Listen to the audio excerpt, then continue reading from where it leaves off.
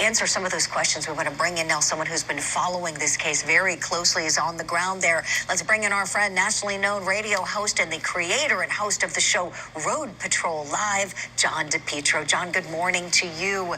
Share with us, if you would, please, some of the areas where you've been and the things that you've learned while on the ground there, please.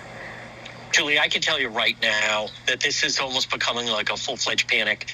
And as you said, every time a body is discovered, people immediately link it to and think that it could be the work of a serial killer. I've been on the ground for 3 of the different searches. And what I mean by that is it's someone that's discovering human remains, whether it's a hiker, someone just out in the woods, you had a situation of a hunter. But this online presence, the groups of people, that's what's really fueling it. I think I've also discovered, Julie, something, as you know, whenever there's an investigation, police are pretty tight-lipped and don't say anything. As a result of that, social media, many of the people interested in the possibility of a serial killer, they take that as just free will to then run with it.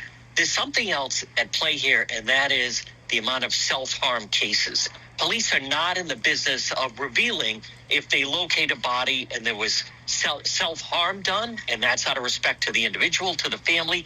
The silence of the police, and I'm not knocking the police or criticizing them, but people are interpreting that as police are hiding something. So the video that you're showing right now, that was a very extensive search. FBI, Homeland Security was involved for 2 days. There was the body of Heather Bosford that was dug up.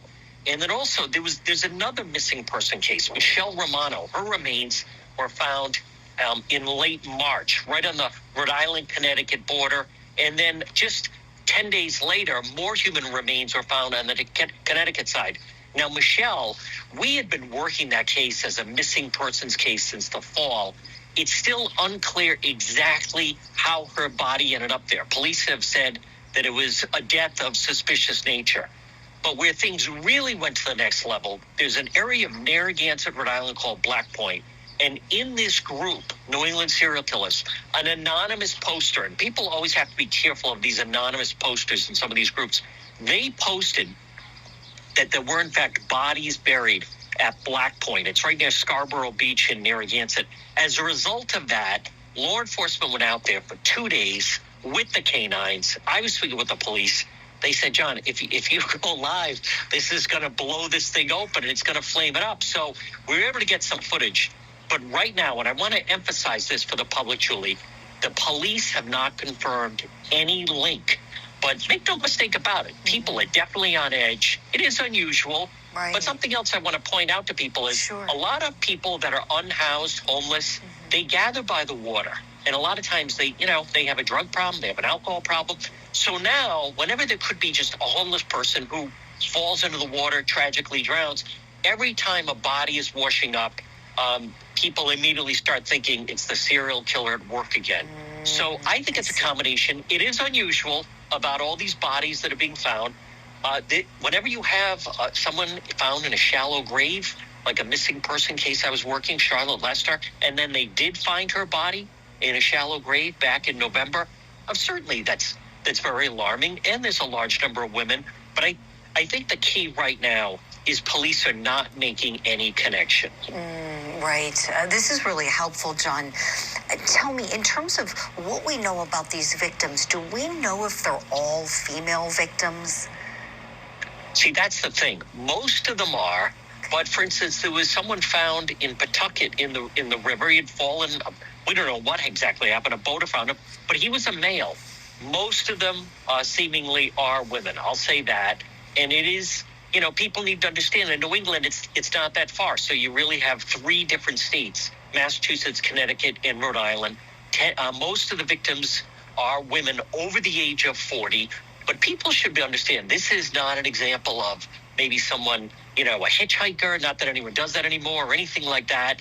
There's all different circumstances that have first led the women to be announced that they were missing, and then the human remains being found. Sure. I spoke with the police, and they told me this is not a tipster. You have people that, especially this time of year, like to get out and hike and walk. Back in the fall, with 2 of the bodies that were found, it was hunters that had found them that had been out. But right now, again, I want to caution the public. any talk of the serial killer, it is being driven online. I get asked about it every single day. A police officer just asked me about a half hour ago. But right now, they don't have the classic signs of there have been situations, maybe someone picks up prostitutes or some forth and then takes them out or things like that. These seem to be all different circumstances. And I also caution people, as one police officer said to me, if in fact they do arrest someone, this could come into play with reasonable doubt if someone floats out, hey, it's not me, it's that serial killer out there. Right. That's another great point, John. John, such great video that you've shared with our network, where we're seeing so many people at work at the various sites where you've been when they're finding these bodies. Last question, please. And I know we have to let you go and get into the courtroom in Massachusetts because you're also covering the Karen Reed case. You cover so many different cases. But in this one in particular, I would imagine, are your law enforcement sources telling you that they're working together, these three states where the various bodies have been found? Are they all kind of working in conjunction to make sure information is being properly transported?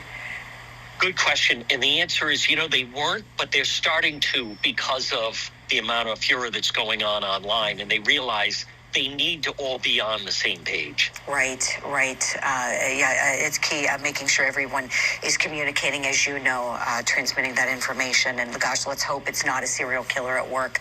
John DePetro, stay safe out there. We'll look forward to talking with you about the Karen Reed case, as you're one of the members of the media who's going to be having a seat in the courtroom this week. So we'll look forward to bringing you back on that case. Thank you for the great video and always great work with your show.